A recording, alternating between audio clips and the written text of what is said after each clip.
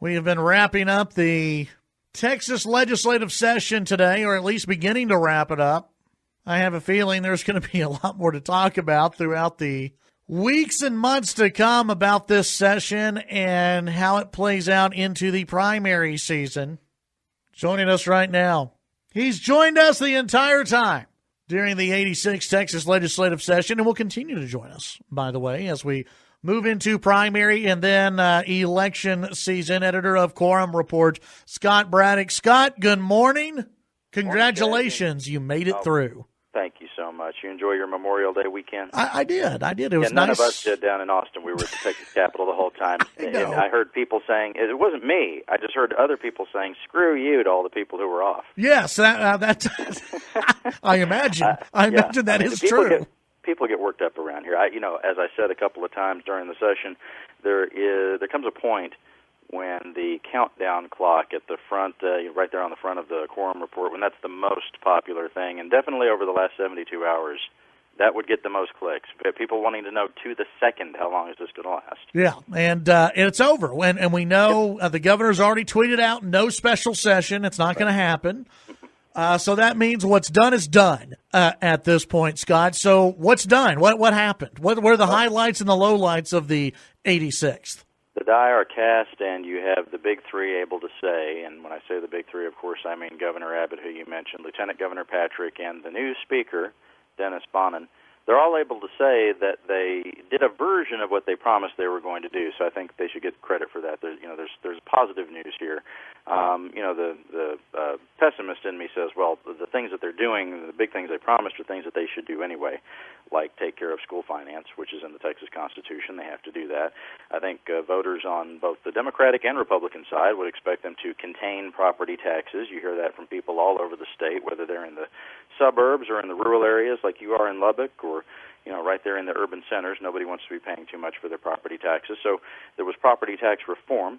The actual property tax relief really comes in the school finance bill, which compresses taxes and may actually offer, as Senator Paul Bettencourt, the property tax guru in the Senate, as he said as they were passing these bills, you're talking about maybe hundreds of dollars for some people in average homes, based on what they're doing with the tax compression, but not thousands of dollars, which I think you had asked the listeners, what is meaningful property tax reform? And I think, what did they say, Chad? Something between maybe 500 to 1,000 would be, something you could actually get your mind around, look at the bill, and say, oh, yes, that's actually lower than it was last time. Jody's over there yelling over $1,000. He'd like over 1,000. Yes, right. he would over.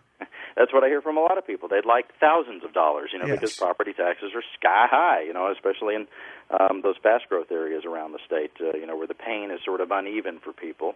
I think, there's a few things that can be sort of checked off if you're going down the list of conservative priorities. The Chick-fil-A bill, the Religious Liberties bill that was passed, and, there is the Texas Born Alive Act, which is a pro-life, piece of legislation, although it's not as far as some anti-abortion activists would like to go. There are a lot of things that I think all sides can kind of point to here and say they got what they wanted. When you look at the school finance thing, it's interesting that you did have some Democrats say what former Speaker Joe Strauss said, which is, look, they're doing a school finance bill, but can we afford this? The price tag for this is huge. $9 billion is where we started in the Texas House. They said that's how much they were going to spend for property tax relief / school finance reform. Remember, the Senate was at $6 billion when they first started back in January, and the final price tag for all of it is up around $12 billion. Why did it grow so much? Well, here's why, and I think this is why. This isn't blowing any smoke or anything, Chad. Even though I know you're a cigar smoker like I am. It's programs like yours, I think, that we're keeping the pressure on these guys to get the message through that rollback rates don't cut anybody's taxes. Remember when they first rolled that out in January, it was said that there was going to be property tax relief because cities and counties and school districts were going to have their revenue capped. And there was, of course, a question about, capped by how much. It ends up being 3.5% for cities and counties, 2.5% for school districts. But in the middle of the legislative session in April, Governor Abbott and the Lieutenant Governor and the Speaker came out and basically acknowledged what you and I had been talking about all along, which is that doesn't cut anybody's property taxes. And that's when they talked about that sales tax swap, which, of course, flopped. It didn't go over very well. But the concern from some Democrats and some Republicans is if you're going to then have a package that's $12 billion, we're looking at about $11.6 billion for this plan now, then how sustainable is that? Because of what they're doing with school finance, that number probably grows to about $15 billion 2 years from now, and so adjustments will have to be made going forward. And then the question is, where's that extra revenue going to come from? Yes. And is this laying the groundwork for that sales tax swap or for an increased sales tax, just flat out, to come back in 2 years? Not sure. Yeah, because they don't have that figured out yet, right? I mean, that was the message that we sort of got at the very end of the session, is that we've got to come back in 2021 and make sure that we have enough revenue coming in, and that always means we're going to be bringing in more money. That's what it means from somewhere, and that, Scott, to me, that's probably not going to sit well with some groups and quote unquote grassroots organizations out there that say we need to cut spending, right? Well, and the grassroots groups and the third-party groups seem to be split on this now, where you have our friends at the Texas Public Policy Foundation continuing to say that the increase in the sales tax, the consumption taxes, moving away from property taxes would be the right way to go. There are other conservative groups like Empower Texans, which say that's not the correct thing to do, even though I do believe in the past they had said something different, that they agreed with TPPF in the past. But I think that's if you reduce spending, and that's what... that's what, when I had TPPF on the show, they said, yeah, it works if you reduce the spending, which they're not doing. Well, it's an interesting point, because if you think about, going back to when Lieutenant Governor Dan Patrick was just a radio host, present company accepted, when he was just a radio host, if he was on the outside commenting, on this, can you imagine what he would have been saying if the lawmakers in Austin were spending every penny in the bank? I mean, as we said, they first said they were going to spend $9 billion additional on public education, which is the entirety of the surplus as laid out by Glenn Hager, the comptroller, at the beginning of the session. If Patrick was on the outside looking in, what would he be saying versus what he's saying now, that he's on the inside looking out? And he's basically saying, agreeing with the Speaker of the House that basically they just won the Super Bowl and this is the best legislative session ever, and kumbaya and all of that. Yeah.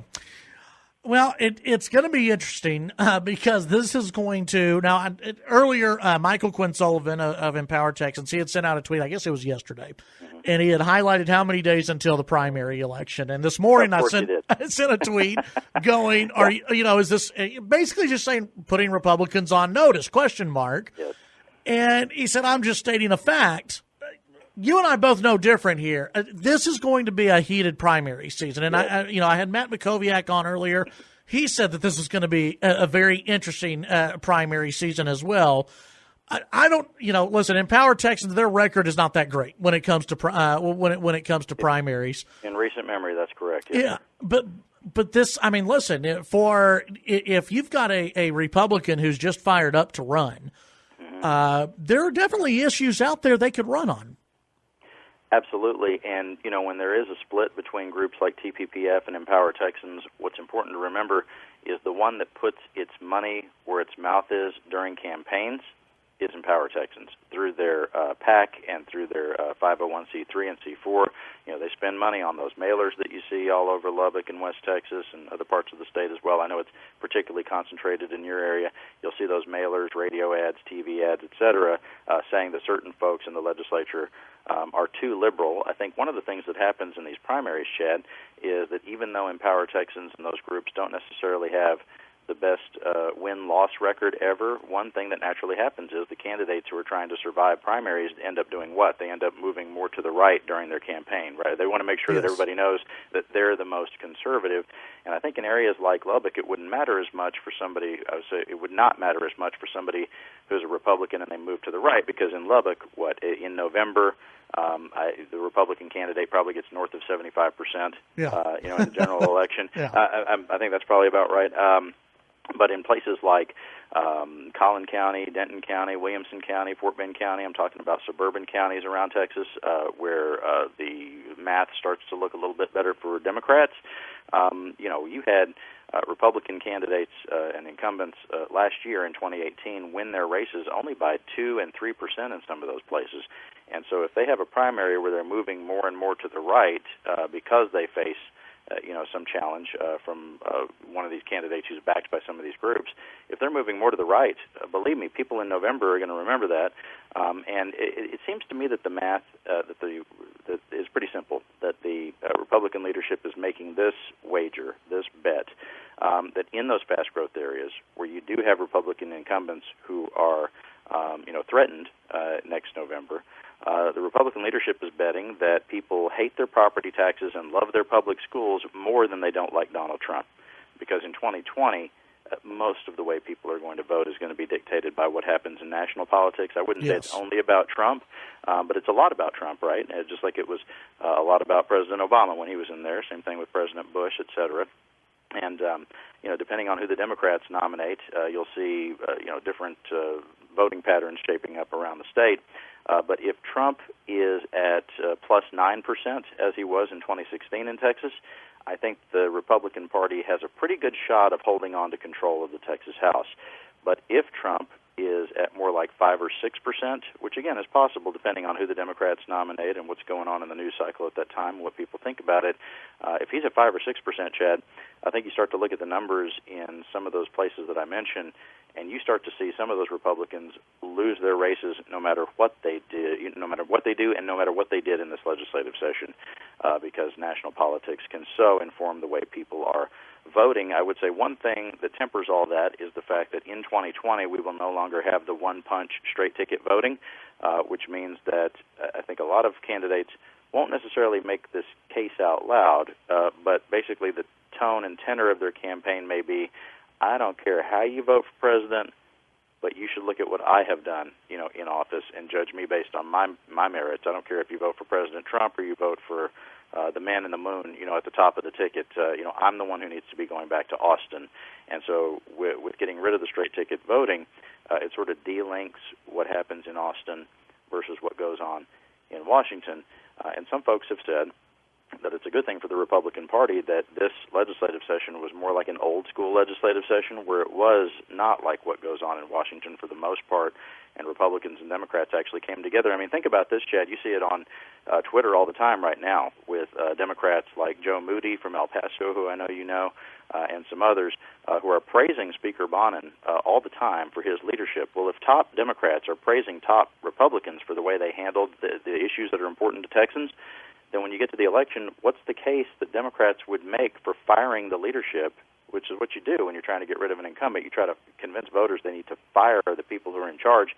What's the case for firing them if all in the last year you said that they were doing such a great job? Yeah, and that brings me to my next question. If we are in a do no harm era, which is maybe where we're at, a do no harm era down in Austin, is that going to continue in 2021? Because if you do accept the premise that Texas is getting bluer by the year, maybe even bluer by the day with how many people are moving into this state, in the changing demographics, and if you're the Republicans and you're worried about holding control of the Texas House, maybe not the Senate right now, but the Texas House, are we going to see more sessions like this one in the future?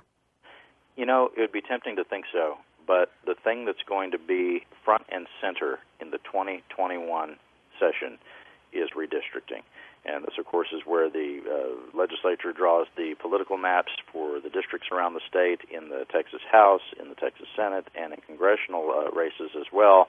And it looks like we may, in the next census, pick up as many as 3 or so extra congressional seats in Texas because we have such explosive growth in this state as opposed to some other places which are actually losing population. Those fights are the most bitter partisan fights. And so I think that this session that we just saw is probably the last one that's going to be like that for a little while.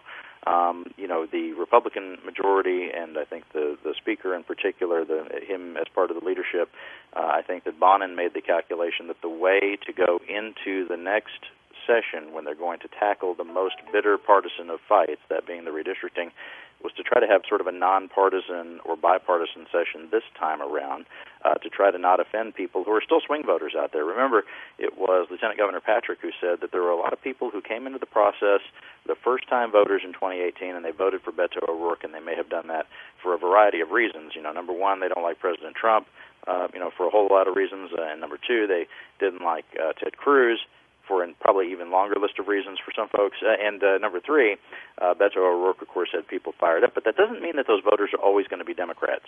Patrick was making the case that there may be some of them who, if they're talked to in the right way, if the message is right to some of those folks and they actually hear the message from conservatives, they might have a chance of being somebody who would be more sympathetic to Republican ideals and conservative ideals going forward.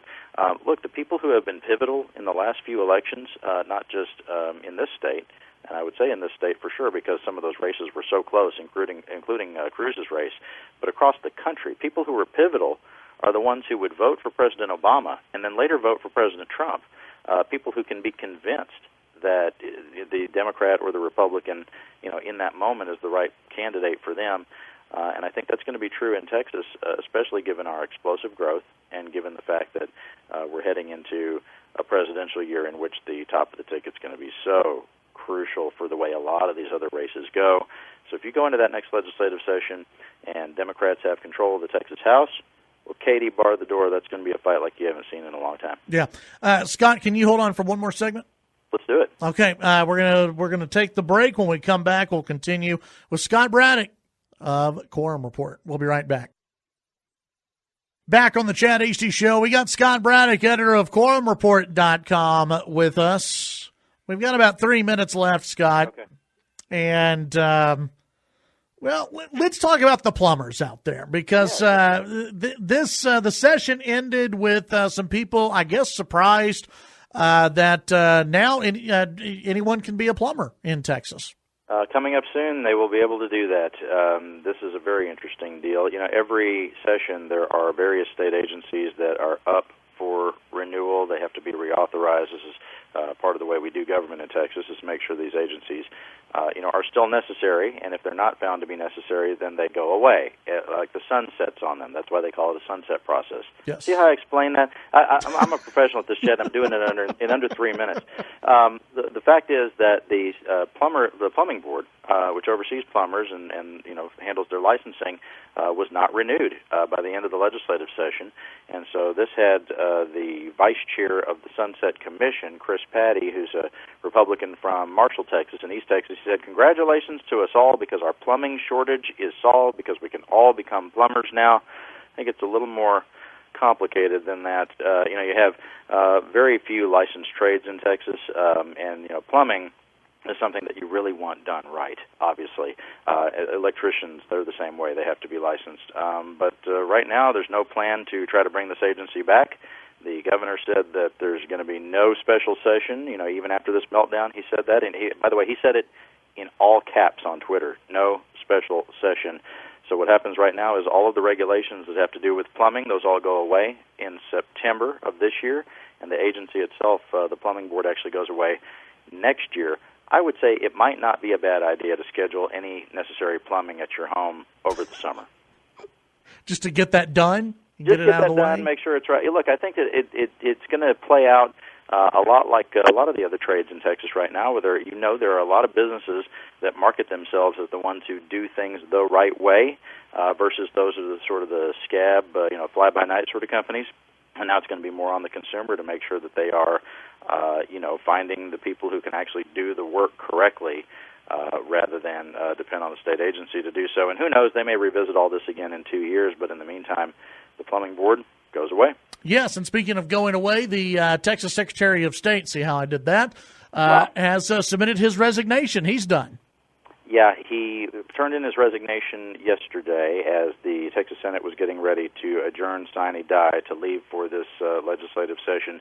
There is a question out there that I think, Chad, I'll foreshadow something here, it might be something tested in court soon. There was some chatter about whether or not the governor could go ahead and reappoint him since he turned in his resignation yesterday before the session was actually over with. Because given that, David Whitley basically just another guy. Now, Senate Democrats held together throughout the session. They said that he was part of a voter suppression effort, and they were successful in blocking him all the way until just about the end of the session. But what plays out next, we'll all have to see. All right. Folks, go to quorumreport.com. Scott will keep you updated with everything going on. Scott, thank you so much. Thank you, Chad. Talk soon. We'll talk to you next week. That's Scott Braddock, editor, quorumreport.com.